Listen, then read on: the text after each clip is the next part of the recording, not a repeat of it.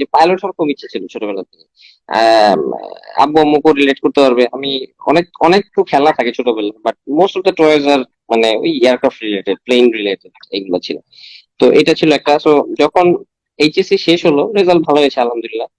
So before BUET এবং মেডিকেলের এক্সামের আগেই আমাদের এয়ারফোর্সের আইএসএসবি টাইসবি সব শেষ হয়ে গিয়েছিল।